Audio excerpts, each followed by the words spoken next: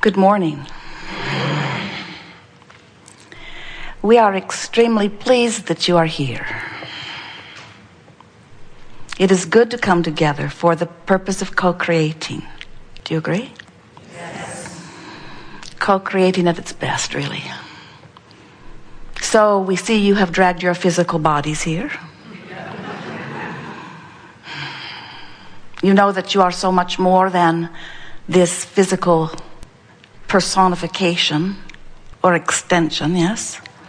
You know you are vibration mostly, even though you have all of this flesh and bloody bones. You know that you are energy first and foremost, do you? It's an important place to begin because everything that we are going to be talking about here is about vibration and law of attraction's response to vibration.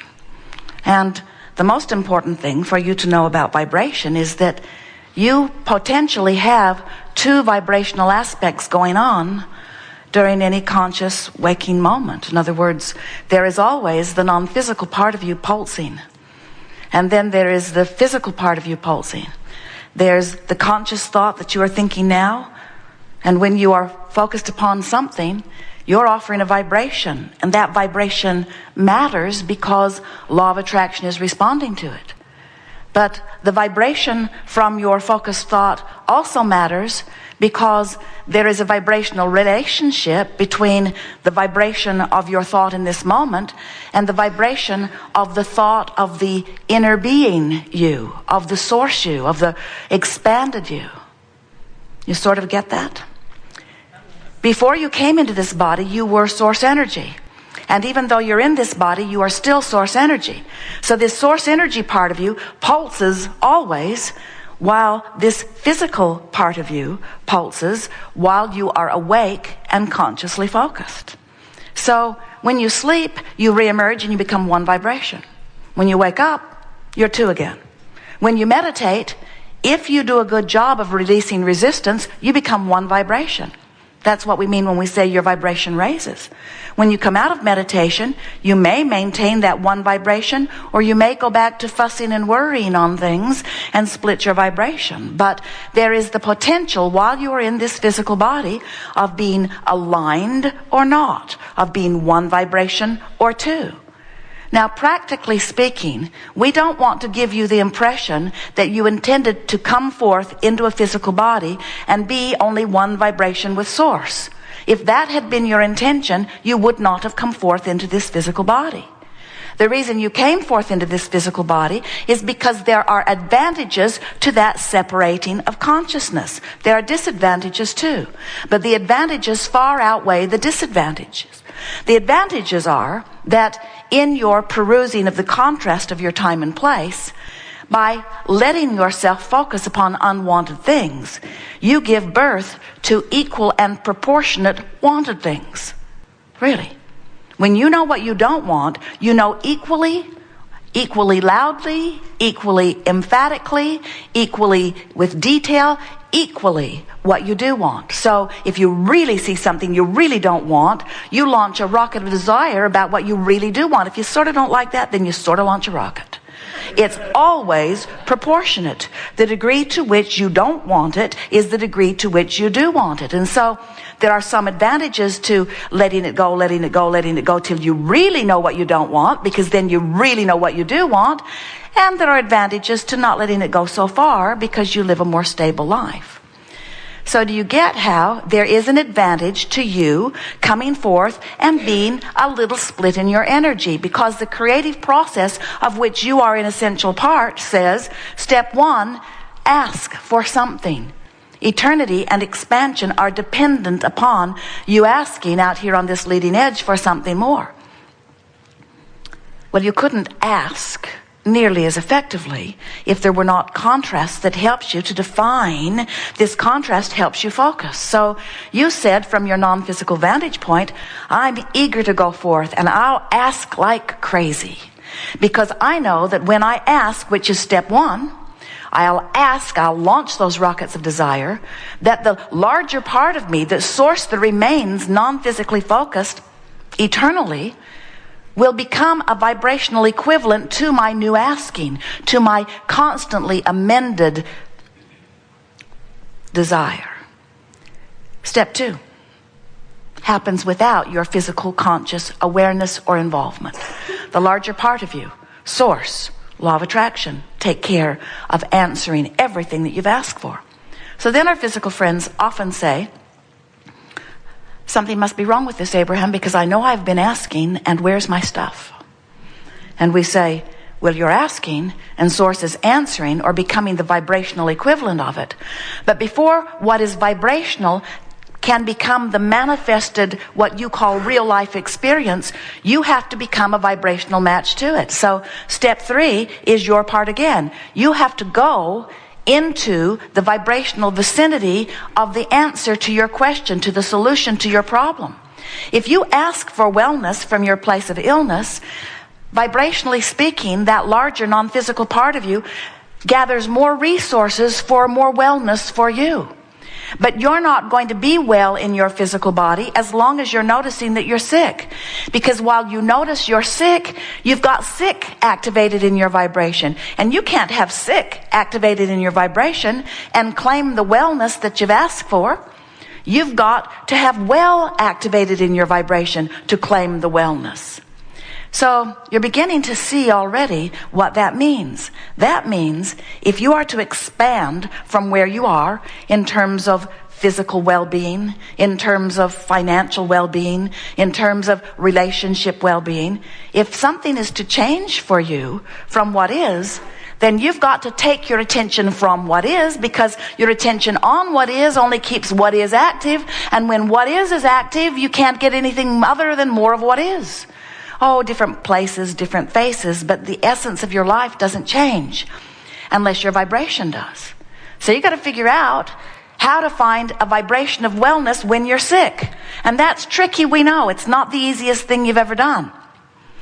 But you can do it, and if you do it, you'll be well. And if you can't do it, then you won't be well. If sickness is the most active vibration you got going on, even though you've asked, and even though it's answered, and even though all of the resources have been gathered in order to provide the path to your wellness, you're not letting yourself go down that path. And you can tell you're not for 2 reasons. You're still sick, and you're ornery too.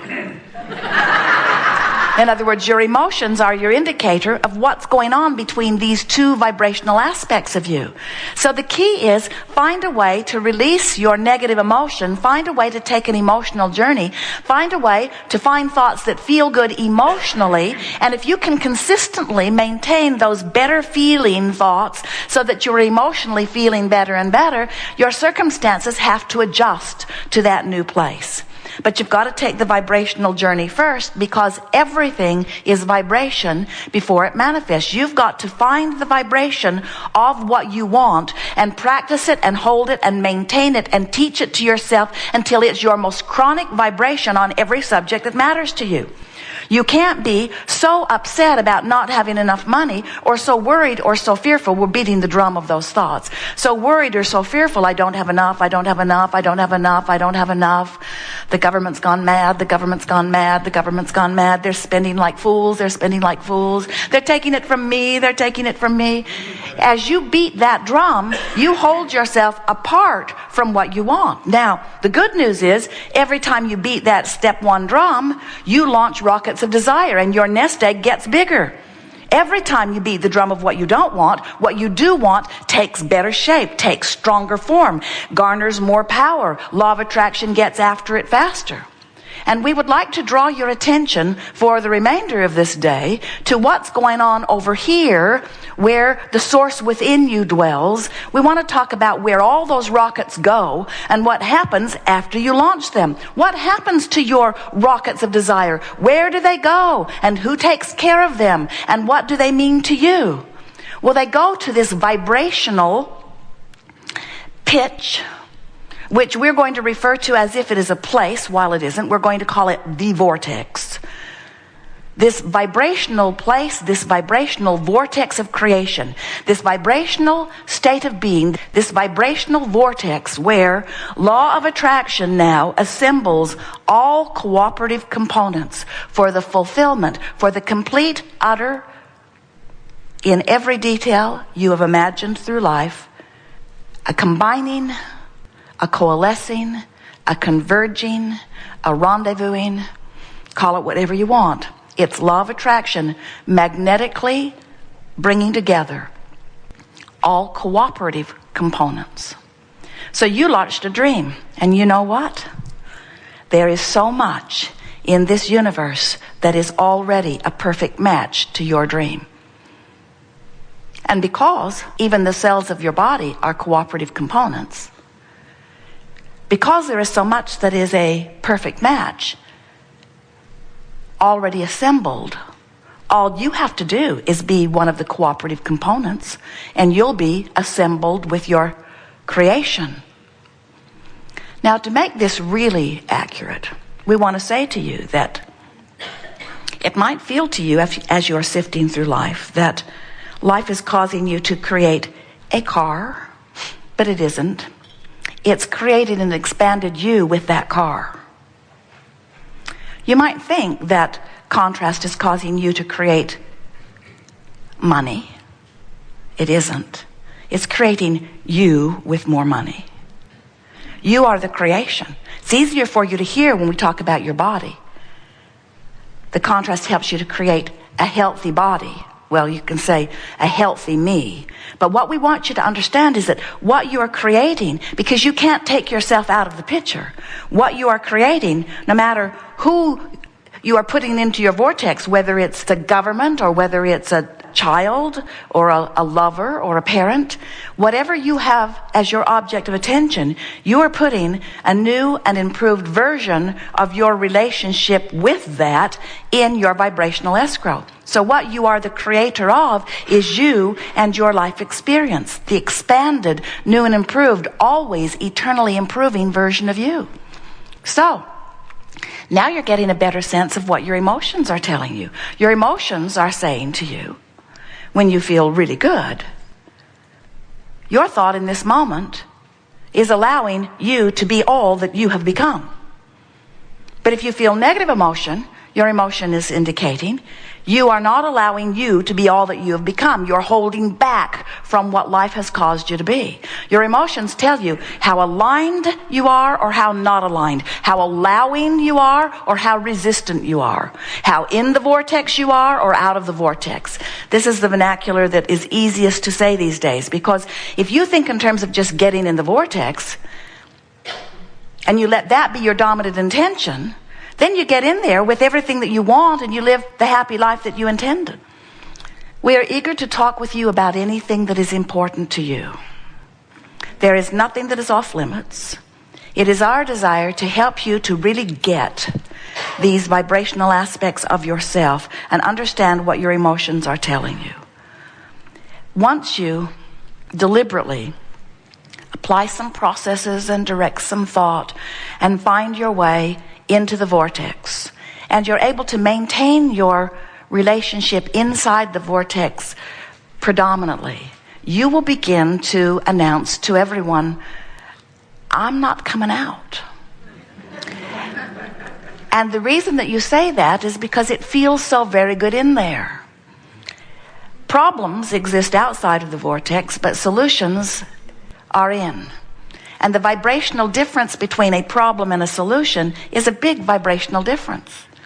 Questions are outside the vortex, but the answer is inside. So a perfect life is to get in there and stay there mostly and pop out for an occasional question or an occasional problem, but then pop back in for the solution. In other words, don't make a career of hanging around outside the vortex.